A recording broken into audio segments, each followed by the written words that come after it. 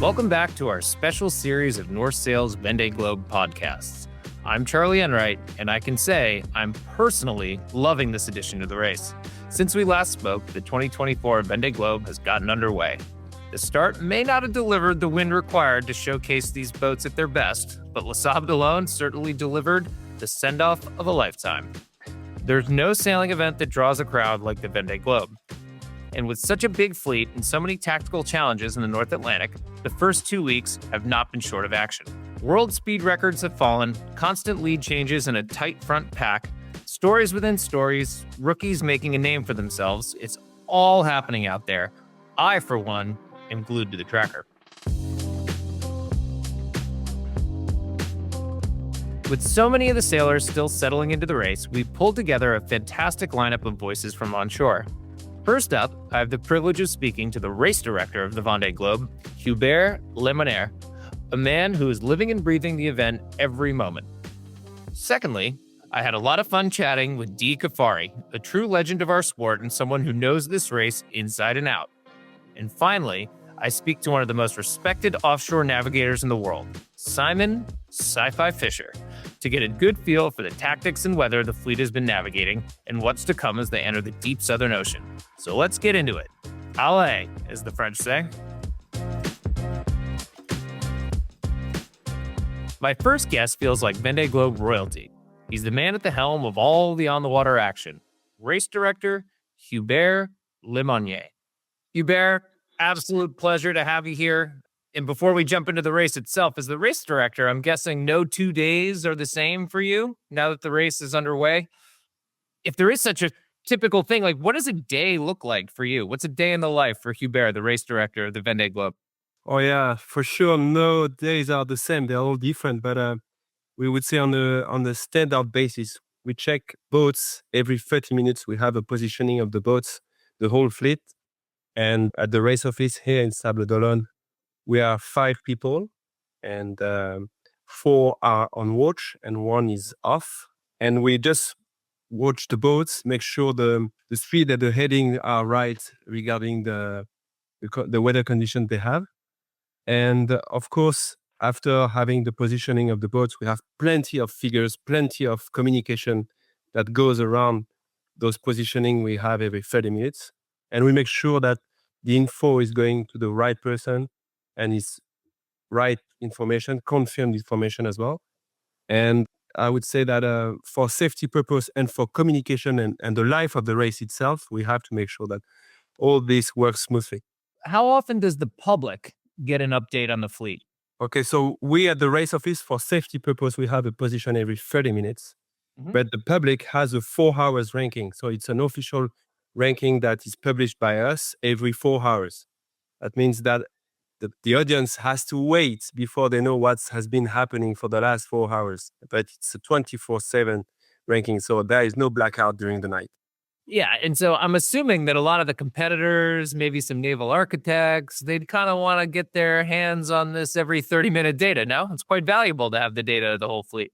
Yeah, for sure. I think everyone, if we could have a live positioning, everybody would be keen on having this. But as well, it brings a bit of a mystery, and it gives a bit of freedom to boats to do what they want between every 4 hours. So as well, it's a choice from the race organizers to make sure that the audience has enough to follow the race for 3 months and get addicted, but not too much in the same way, because we would be drowned with so many information. So it's kind of hard because normally on what we do in transatlantic, we have a positioning every hour or even sometimes less. But here it's for the Vendée Globe, it's only 4 hours. So I'm sure that everybody's knocking at my door asking if we can have more positioning, but that's a no. And okay, so you said you have a watch system with you and the other race officials. How does that work? Is it like every 4 hours, every 6 hours? You rotate one off? How does it go?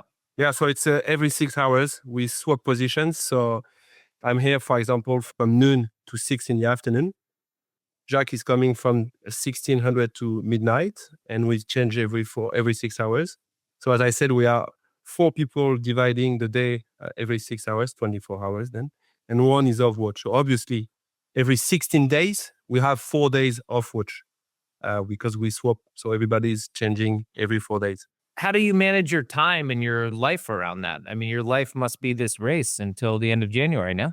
Yeah, exactly. I would love to do something else, but I can tell you that every time I'm off watch, I still follow the race, and we are with all the technology, I can follow the race from everywhere I am. So I keep an eye on the boats and the safety. We have a logbook that it's a very important tool we use between us at the race office. And so we put every entry we get from the boats or from team managers, from shore crew, whatever questions. I have plenty of questions, as you can imagine, every day regarding the rules, regarding the safety, the boat breakage, what can they do, what they cannot do. So we try to keep track of all this, and that's why this logbook thing we have is the link between all of us, and very important. So it doesn't sound like there's a lot of normalcy. Not really, not really. I would say it's always unexpected. Our job is to deal with the unexpected, the same as the skippers, as you know. But your life has never really been that normal from the get-go, huh? Can you tell us a little bit about your background and how you got to be race director at one of the greatest races in the entire world?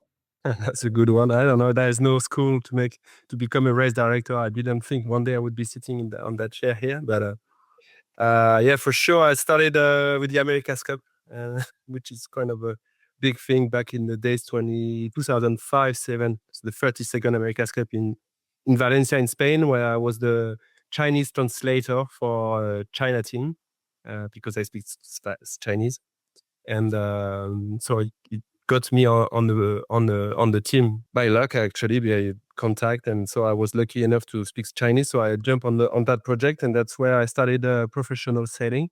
And after that, the Volvo Ocean Race went for the first time in China, and they came up to us in Valencia and said, "Hey guys, China team, how do you do when you go to China?" And somebody pointed at me and said, "We have this guy." So I was 27 years of age, and I said, "Yeah, let's go." So lucky enough, I joined the Ericsson racing team for the Volvo Ocean Race, and then Groupama wanted to win the race, and they used the Ericsson racing team assets. So they bought the boat, they bought the containers and some guys, and I was part of the pack. So luckily, I jumped with Frank Lamas on the Groupama. So it's far away from being a race director, but just build my knowledge and the sailing knowledge and how the whole thing works. And after that, I was called to help as a race director, as an assistant, to be the night watch on the Vendée Globe 2012. And then 2014, the Barcelona Road Race. So I was already doing the race directing job. And yeah, I keep on doing other races as well, like Extreme 40 sailing series, and I did a lot of different sailing.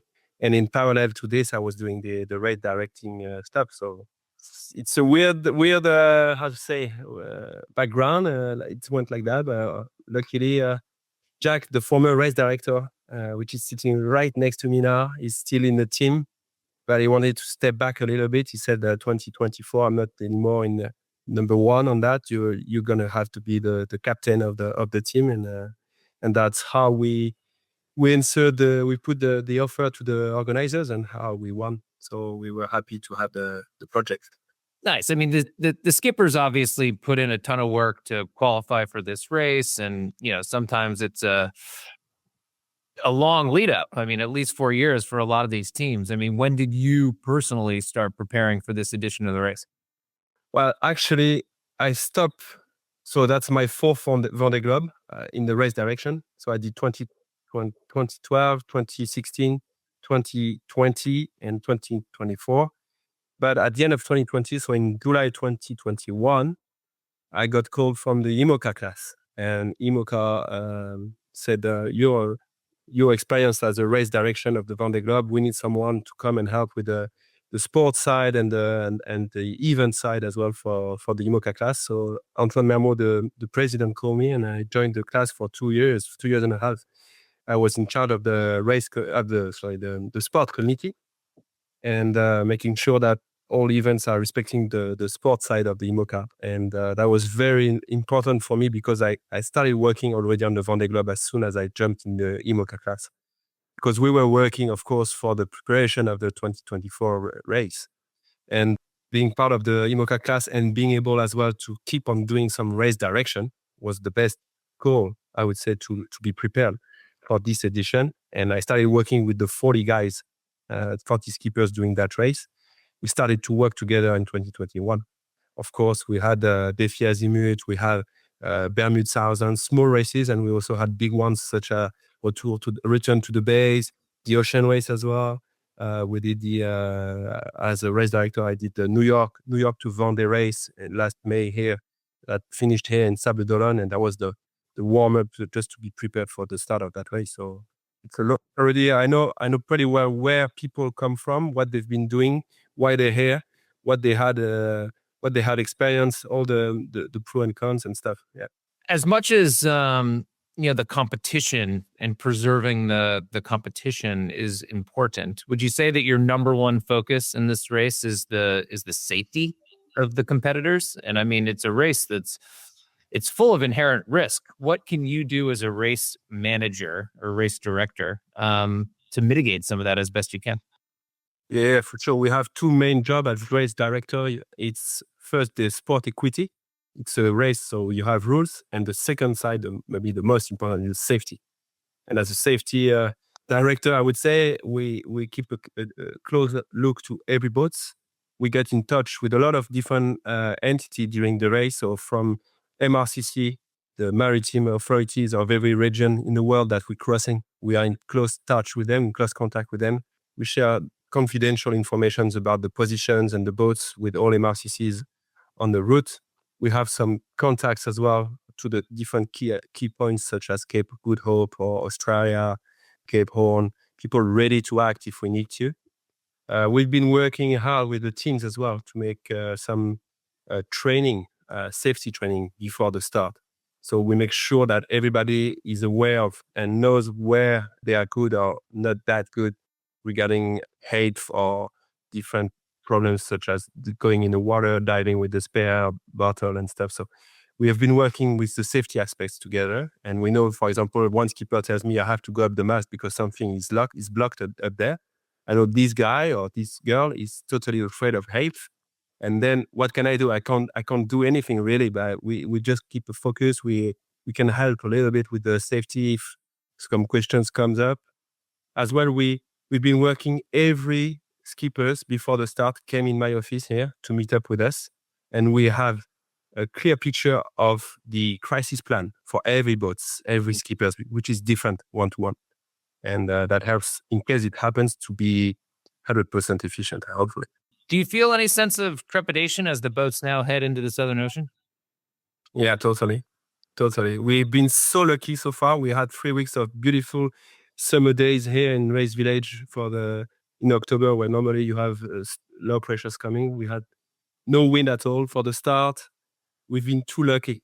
Hopefully it keeps on going, but the downhill they had for the last 2 days in the South Hemisphere going to Cape of Good Hope, we had some very good conditions so far, but now I hope that it keeps on going for the South Hemisphere. And the crossing of Good Hope, for sure, it's a different story then for all boats, especially the beginners and I would say the rookies.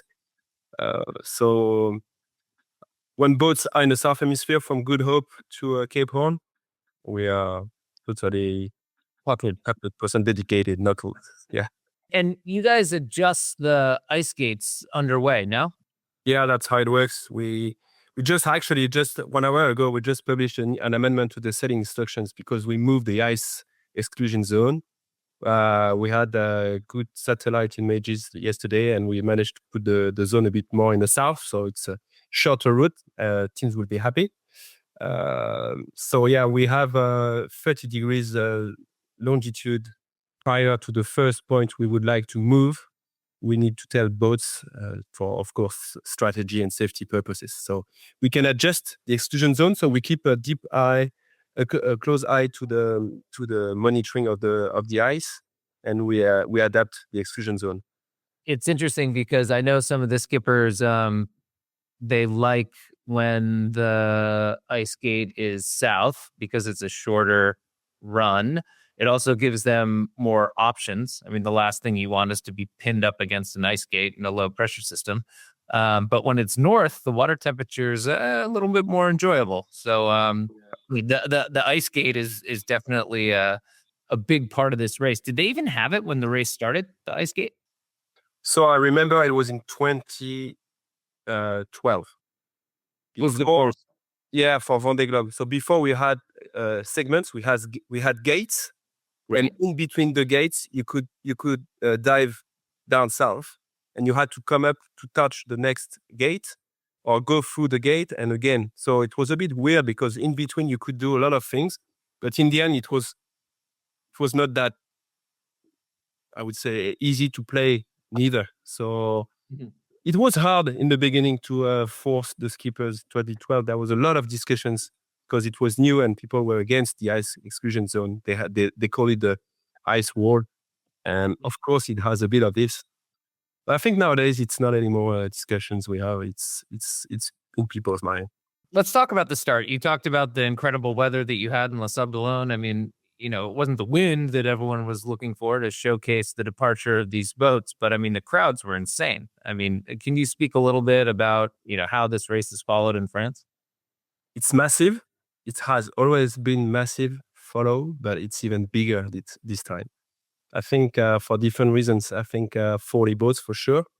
2020 was a big disappointment for the crowd because of the COVID thing. Nobody could see anything. So everybody has been following from TV. And now they knew they could follow the race. So they all came here. And it was really, really packed. I never seen that, man. You have to see that once in your life. Uh, it was on the channel for the exit, the canal of Sables-d'Olonne, maybe 400,000 people, maybe more. I don't know exactly. It's crazy. And the crowd, I felt not bad for them, but could see people coming at 1 a.m. just to have a proper seat and have the best seat, which is totally free. Of course, it's open to the public. So to have the best spot in the channel to see the 40 boats crossing, they all came so early and they had the food and started to drink together. And it was the whole night. And at my house, it's just near the channel, and I could hear people just enjoying and having fun the whole night. So I was like, oh, now I understand why this race is so big. Because how could you do that? There's nowhere you can find this. And then on the water, it was never seen so many boats. And my team, the logistics on water operation team, has worked so hard and so well to manage the safety box and the exclusion zone around this, that even the 12,000 people on the water on the Sunday, November 10th, they were behaving really well. Everybody respecting the zone and knowing that it's very hard because there was no wind. And of course, you are tempted to go with your rib and your motorboats full on the throttle to find the boat you want to see, or maybe find every boat you want to see. And everybody was really respectful. And that was a plus. That was really part of the success of that day. You guys have to be neutral, obviously, when it comes to all the competitors. And I'm guessing, having everybody finish is your primary goal. But what would it mean to have someone not from France win this edition of the race? I'm waiting for this. It would be so good, It's very French what we do, you know that. The round the world solo-handed sailor is very French. And the whole IMOCA world and the whole environment we work is amazing one. But we need a bit of international around this, and I would be very happy if a foreign skipper could win that race. Of course, so many people deserve to win that race. But you could have an outsider such as I'm thinking about Sam Goodchild, who's an amazing skipper, amazing boat, and why not? Why on the first time ever, first entry, he would come and win the race? That would be amazing. That would be very challenging for the French skippers for next editions. It'd almost be like a bunch of Anglo-Saxons coming in and winning the ocean race, something like that. But that's how we did with Frank Hamas when we came on the Volvo Ocean race and Groupama won the race. That would be very challenging. That would be so nice. And Sam Davies too. She's sailing so well. She has a beautiful boat. She really improved a lot with the boat, and the results are good. And she's so much in the game now. So many boats can win the race.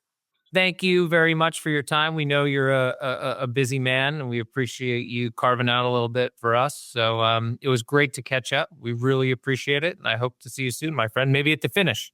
Yeah, come and see us. You're more than welcome. I would like to show you around here. And I'm sure I'm going to see you soon in a IMOCA race, right? Yeah. Why not?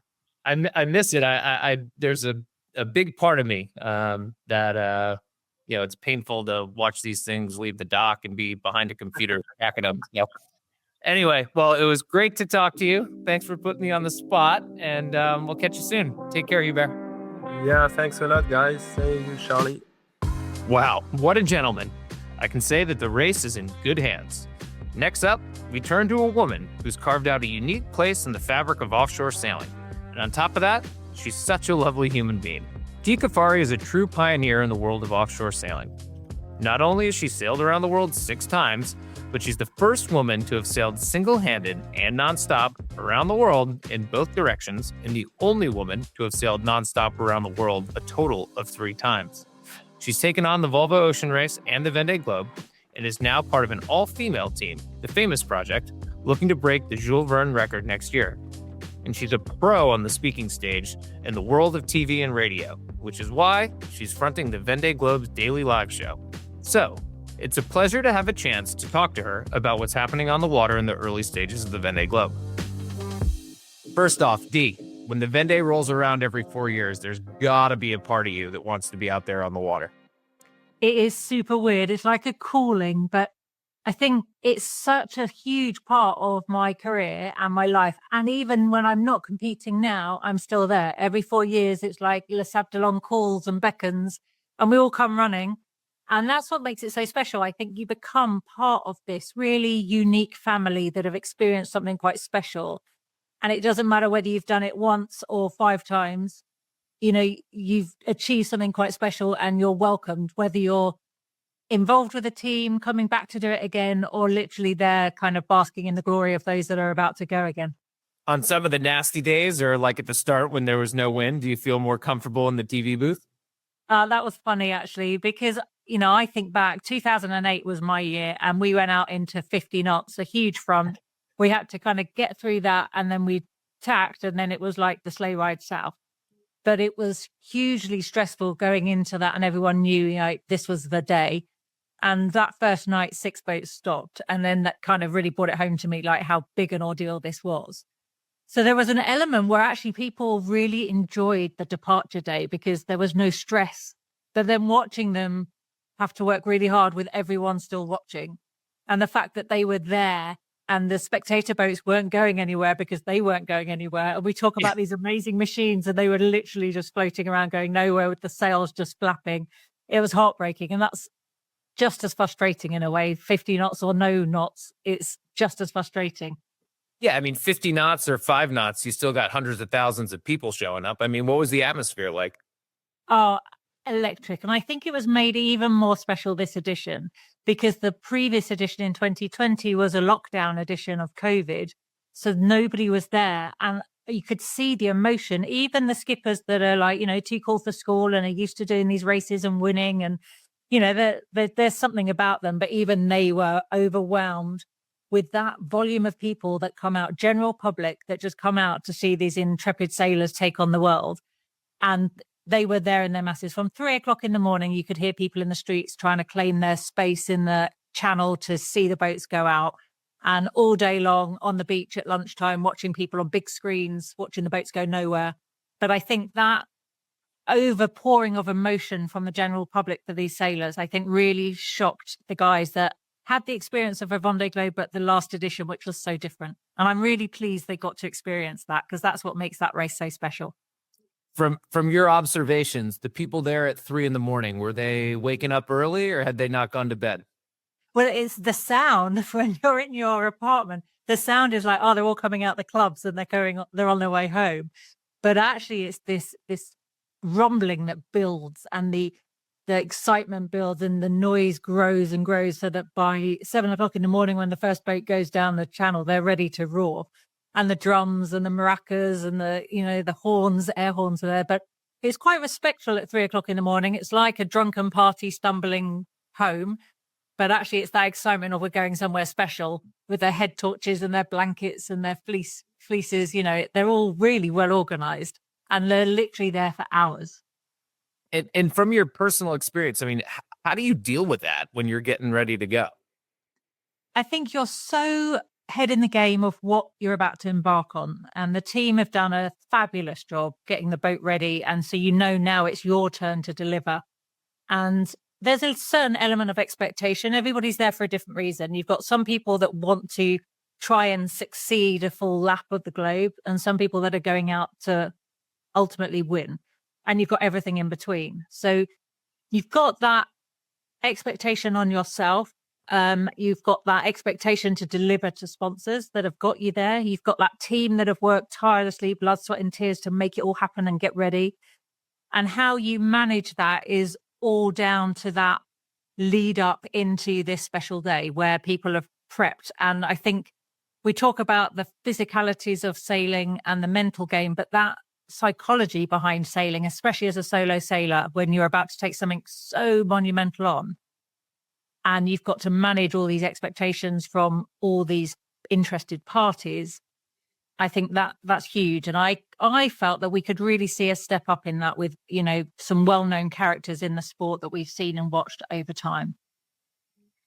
And so, I mean, you can't win the race at the start, but it's an unbelievable opportunity for exposure to get your moment in the sun, get on TV, do right by your sponsor.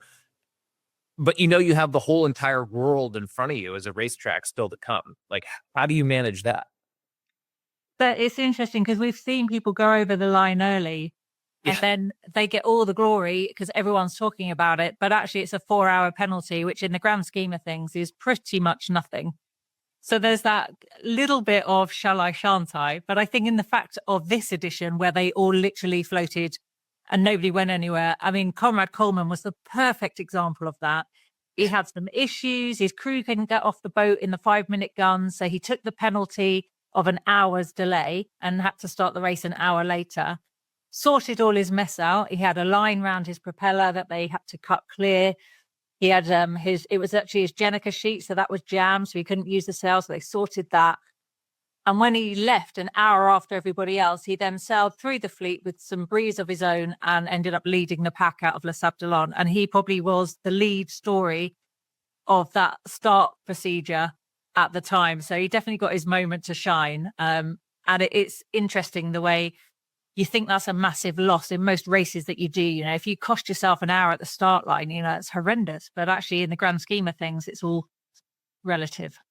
Well, we've definitely seen, credited time and penalty time, come back to affect these races in the end. But, Conrad had his issues in the beginning. He got right back to the front. And now he and Jean Le Cam have taken kind of an atypical path. Is that one of the biggest tactical decisions that you've seen so far? Well, it's interesting. There were two options looking at this big patch of high pressure that they had to negotiate.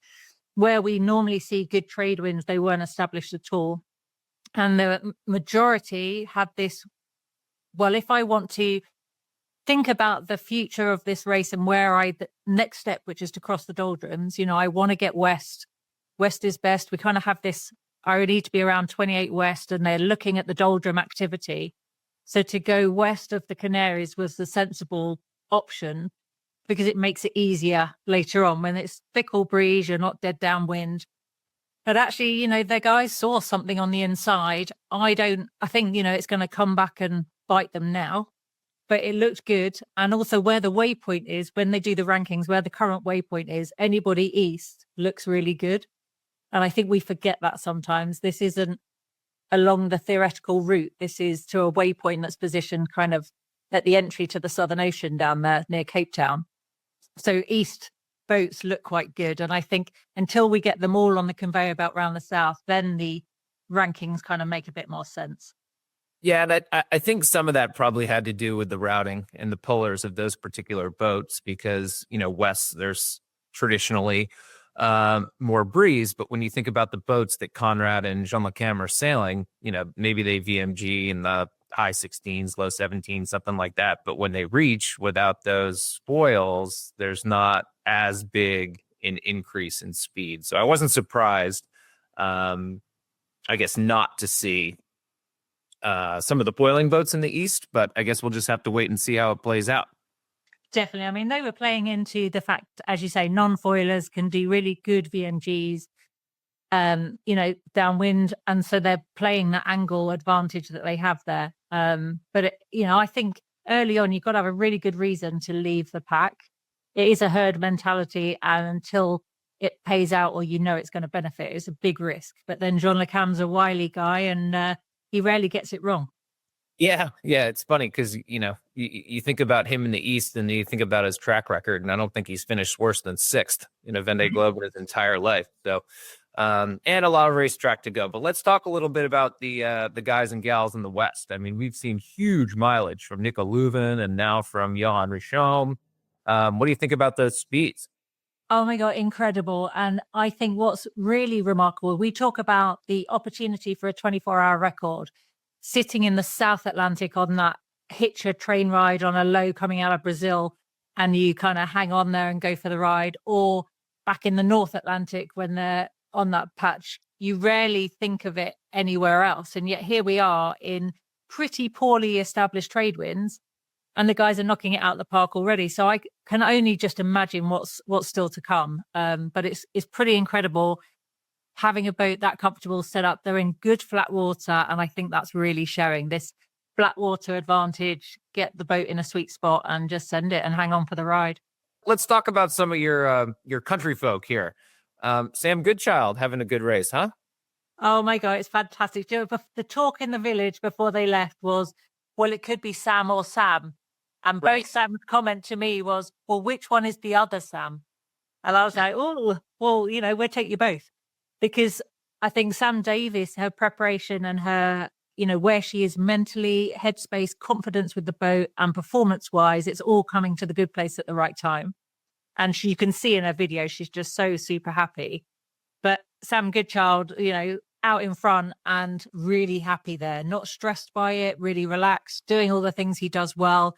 We both know him really well. I've seen him right from back in Artemis Academy days when he was Figaro sailing, then watching him take all these other opportunities. And I think 2017-18, I spoke to him and we talked about him doing the ocean race. And I actually said to him then, you don't need to do this now. I said, I don't think it's the right thing for you. Not because I didn't want him to experience it, but he was sat on Spindrift on a standby to do a Jules Verne on this big old team. He'd set records on multi-hulls. And I remember 2008, Michel Desjoyaux in my year, he came back from almost 60 sailing. And his comment was, I spent a while now on multi-hulls on being on the edge of control. And he said, to come back to a monohull, it just feels easy. And in my head now, I've got, Sam spent a time on an old team, on a Mod 70. He campaigned an Ocean 50 for a couple of years, living that experience of living on the edge. That now in a monohull, he's super relaxed. He went down with you guys on the ocean race, not with your team, but on your ocean race that you won with Holcim. So he got a bit of Southern Ocean experience with an Omoka. And now here he is in a boat that he's super comfy with and showing us what he can do. And I just think it's awesome. How big is the actual Vendée in the UK? And what would it mean to have a winner come out of the UK? It's a little bit frustrating. As a British sailor, it doesn't get the recognition it should do, given how many sailors we've had be involved and do so well. We've had Ellen MacArthur on the podium. We've had Mike Golding on the podium. We've had Alex Thompson on the podium. And while they're known in sailing worlds, they're not really known. They're not mainstream household names necessarily. Ellen probably more than any of the others. But this race happens every 4 years. There's always a Brit in it. And yet we still haven't seemed to have picked it up. It's really slow process. And I think my year, there were 7 British sailors in 2008. And we actually all campaigned together to do big media stories together, share the costs and try and push it into mainstream TV. And, it was a real struggle. And we had big sponsors, Brian Thompson, myself, Johnny Melbourne, Sam, we all kind of came together to try and make a difference. And now we're back down to just 1 or 2 again. So it's a harder push, but it's a slow process. And I guess it's pretty similar to the US. You've had limited US sailors involved, yet they've done well, but there still hasn't kind of got a big momentum.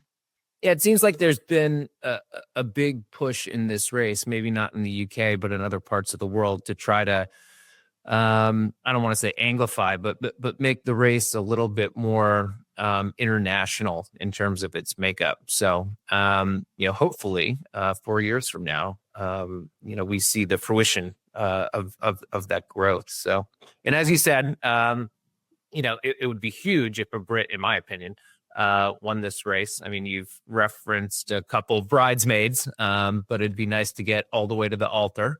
And I think it would really change the complexion of this race. So, yeah, I mean, I'm looking at the British, but I'd say a non-French to win the race would be massive because, this year is the most international we've had it. I think there's 11 internationals and, up there in the top 8 for most of the previous races over the last couple of years has been Justine Mettraux, who you know really well, who is a strong contender as well in that.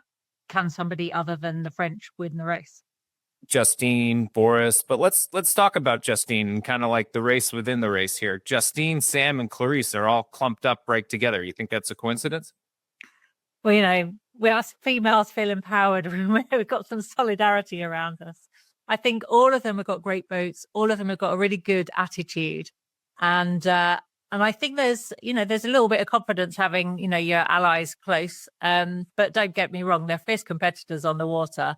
And while they support each other, each one of them wants to be in front.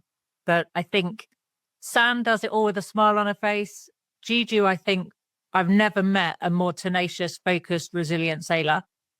And Clarice, I think, this is massive for her after the last couple of years. I mean, let's not hide the fact that she's had a lot of distraction in the build up to this. And I think she's just delighted and relieved to finally be on the water doing what she wanted to do. Let's talk about Clarice for a second. She lost her A3, just a couple days into the race. I totally felt for it because in the TJV in 21, or around the same location, we were, I don't know, doing between 20 and 25 knots downwind BMG with ours, and it came off the lock and ended up in the water. And I went through a very similar experience. It's tough, but she's been resilient and she's right there. So I give her all the credit. Yeah. And the fear at that time was what comes next, that whole doldrums. You want a really big light air sail, which was the one that went swimming.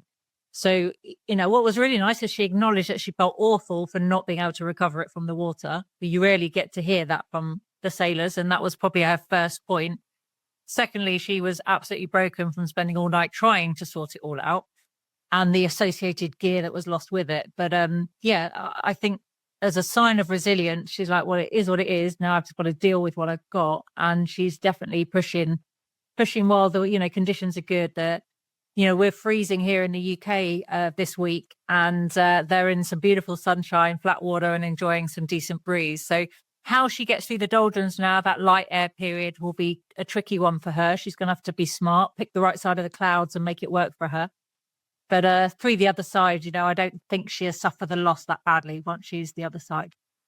It's funny, it's up in the conditions in the UK. In an earlier episode, I think I mentioned the possibility of people doing the Vendée Globe to avoid winter in the Northern Hemisphere. So maybe there is more to that theory than maybe I originally thought when I blurted it out a couple episodes ago.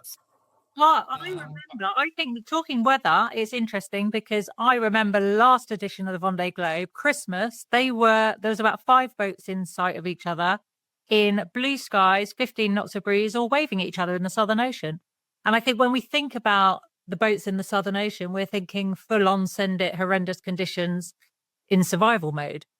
And so I think, we're definitely seeing the effects of the weather being different. And I think it's really interesting now to see how that affects the race and their routing. Yeah, whether it's in the south or, like you said, the trades weren't terribly established on the way down this go round. It's definitely changing. It's a real thing, as you're well aware. We're getting to the pointy end of it here, Dee. I gotta ask, Who do you think is going to win this thing? What does your head say, and what does your heart say? Oh, I knew you were going to ask, and I knew I wasn't going to be able to blag my way through not answering. So my head is going Charlie Dallin, Yoan Rishon, and my heart is saying Sam Goodchild. All right. I appreciate you being forthright. And I guess lastly, before we let you go here, anything we should be looking for as these guys and gals get around Cape Horn? Normally we have 1 or 2 boats head out and then they stretch away. I think we're going to have a group of 10 to 12 boats all together going into the south. And I think this Figaro-esque race is not over. I think this is going all the way around the world. The last time we saw that was Armel Leclerc and Alex Thompson racing. They were literally side by side all the way around. And Armel and Francois Gabard, their edition was super close all the way around. But I think we're going to have a good pack of 10 fighting it out on top of each other, which is going to make this race like absolutely, you got to keep your eyes on the tracker to see how it's going to pan out. Buckle up. Long way to go. Thanks for joining us, Dee. Very much appreciate it. And I'm sure we'll check in with you soon. Thanks a lot. Thanks for having me. We love Dee, and I really enjoyed chatting with someone that has so much insight and knowledge about the race. She really is a national treasure. Finally, although my next guest isn't a solo sailor, he's one of the most knowledgeable navigators on the water and knows his way around the world. Sees the quickest way through a weather system and appreciates what's lying in store for these sailors as they enter the Southern Ocean. I've had the privilege of racing IMOCAs with this 2-time ocean race winner, and there's no one more passionate about offshore racing than my next guest, Simon Fisher. All right, Sci-Fi, my friend, good to chat with you. Before we start picking your brain on tactics, navigation, weather, strategy, all that kind of stuff, tell me a little bit about your relationship with the Vendée Globe. Is this something that you followed growing up? I know now you're involved with the weather routing with Charlie Dallin, but like, what does this race mean to you personally? No, it's one of those races that you always follow. You kind of got to follow because it's always so interesting. I have to say, I've had absolutely no aspiration to participate in this race because I think I like sailing with my mates, and having sailed around the world on an IMOCA now, not that enticed to do it on my own. But no, it's a fascinating race, and I think in these last couple of editions, it's just got more and more interesting. This race is shaping up to be an absolute corker with so many competitive boats, and obviously the IMOCA class is super interesting. So it's definitely compulsory watching. I mean, let's talk about that for a second. I mean, we've seen the single-handed 24-hour record fall multiple times now. It was cool to see Nico Leuven get it, at least for a little while, because he missed out on the epic Malizia run in the ocean race. But I mean, it doesn't surprise you that these kind of speeds are getting laid down, does it? No, I don't think so. And no, they've had some good conditions this race. Nico did a nice job earlier on in the leg, kind of was a little bit behind the leading group, and went outside the TSS and a little bit wider and just set himself up for a really nice lane of just sailing really fast in a straight line when everyone was sort of jibing down the coast of Portugal. So that was cool to see. And now we're in records tumble as the boats get in the South Atlantic. It's certainly where we've seen these records happen before. You get on the cold front in the South Atlantic. Certainly that's where we got the record when we did it, the 24 record when we did with ABN back in the day, and Ericsson I think did it there as well. So like even in the crude sailing, kind of this is the venue on a new low, going to an area of high pressure, and it's just great sailing, windy weather, flat water. To think these guys are doing it on their own is mightily impressive. Yeah.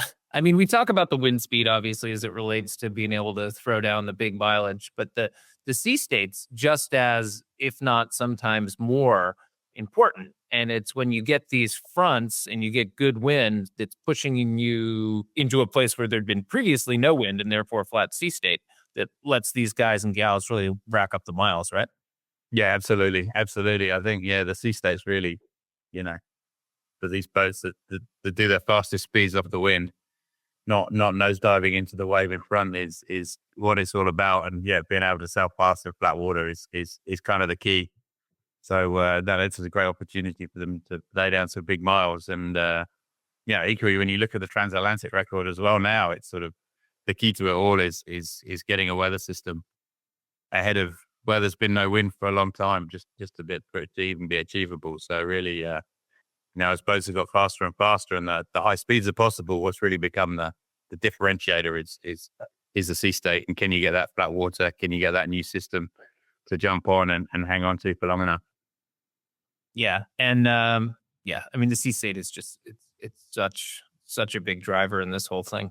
Let's talk about the nitty gritty here. Would you say the doldrums was the biggest feature in the North Atlantic, or was it kind of some of the messy high pressure that existed before that?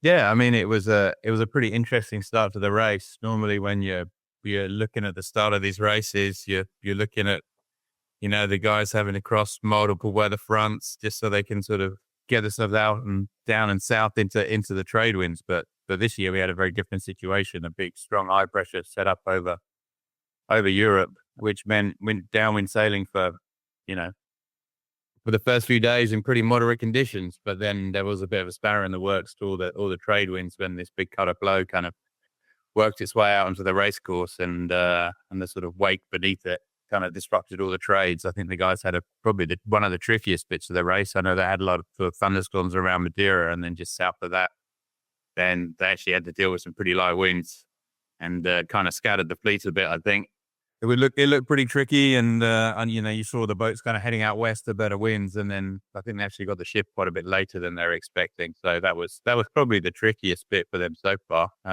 And then I guess it was a sort of mixed bag through the doldrums. I think the first group probably had it not too bad, and then I think that the second group, you could kind of see they kind of got stuck in quite a lot of convection just on the way out. The leading non-foiling boats, I think, had quite a tricky time getting out. But yeah, it's been an interesting race.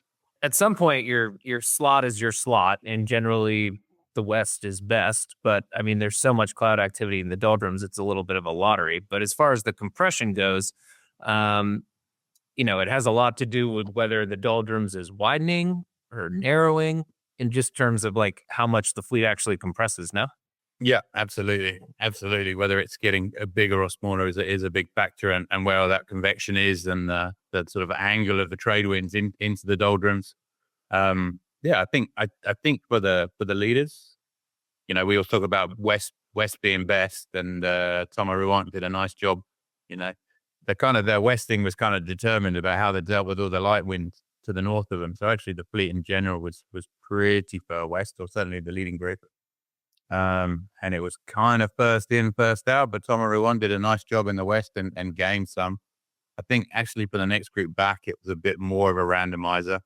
The doldrums kind of grew a bit, and the south boundary kind of got a bit messier. There was a lot of cloud for those guys on the way out, and it looked pretty tricky. And actually, that second group as well, we saw a bigger spread east to west of the fleet, because some of the slower boats are sort of elected to go closer into the Cabo Verdes and into the coast. So there was quite a lot going on, I think, for that second pack.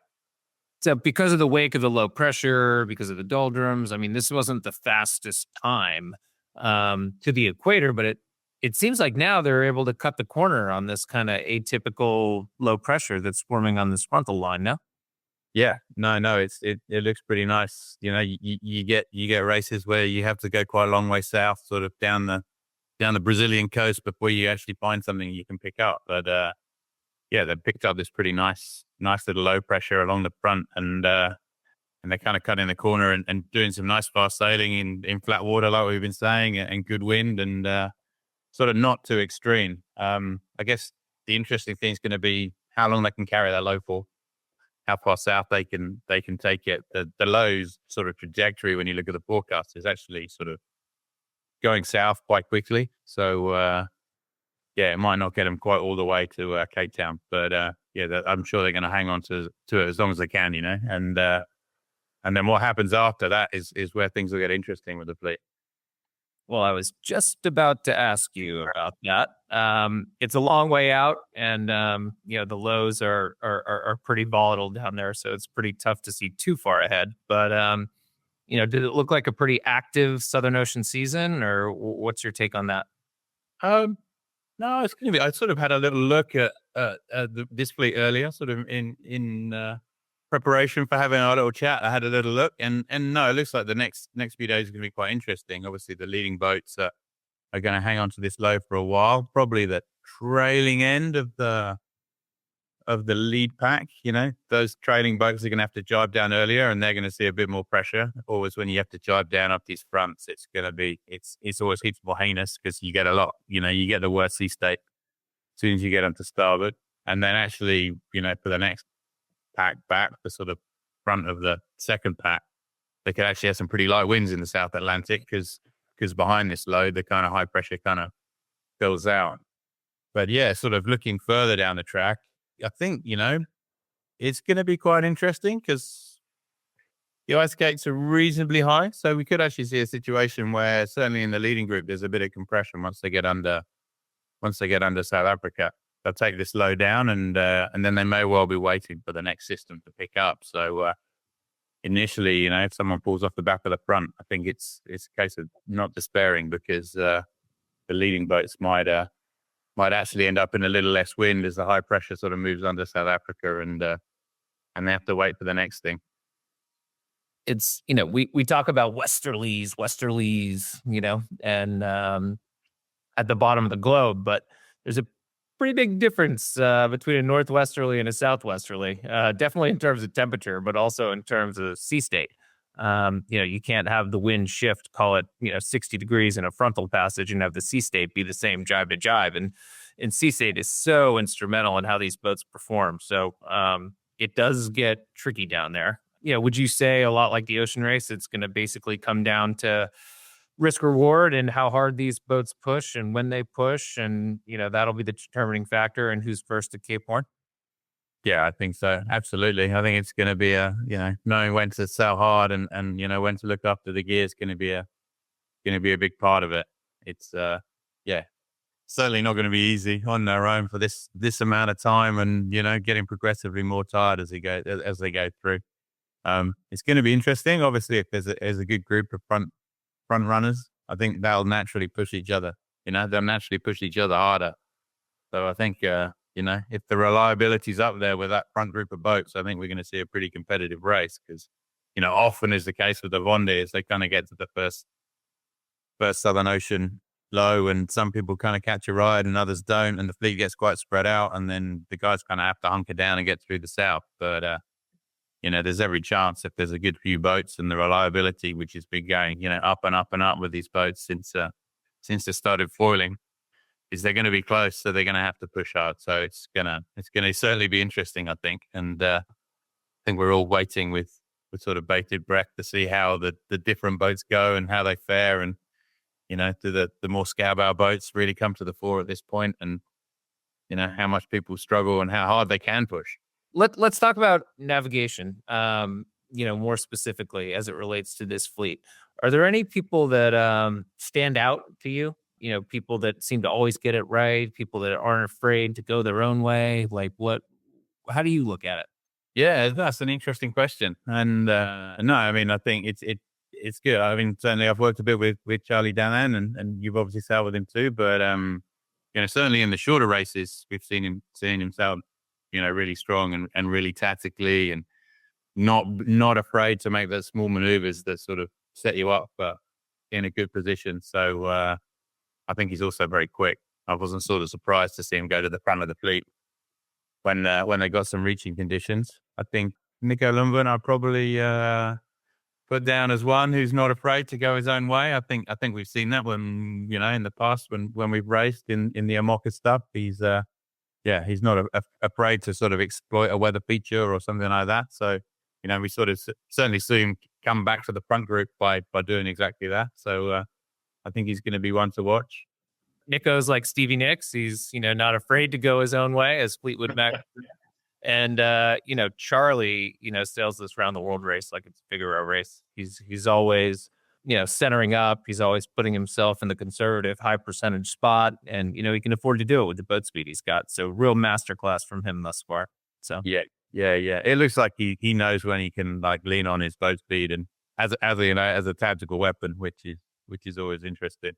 I think all the front boats are so pretty smart. Like Sam Goodchild has definitely been a standout since the beginning. He sort of kind of sailed his own race and took all the right shifts and did a really nice job down the Atlantic. I think maybe with a slightly older boat, it's been a bit tougher for him these last couple of days. But, I wouldn't be surprised to see him getting back to the front of the fleet at some stage either.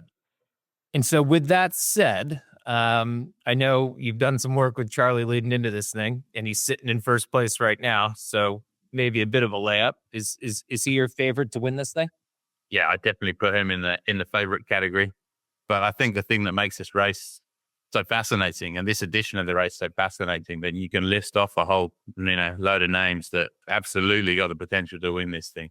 You look at the top 5, 6, maybe even the top 10. They're all people that are capable of winning this race right now. So I know it's certainly going to be interesting, and reliability is going to be a pretty massive factor, I think, in the long term. And there's plenty of miles ahead of them. So there's a lot to be done before they get themselves in a position where they can feel confident.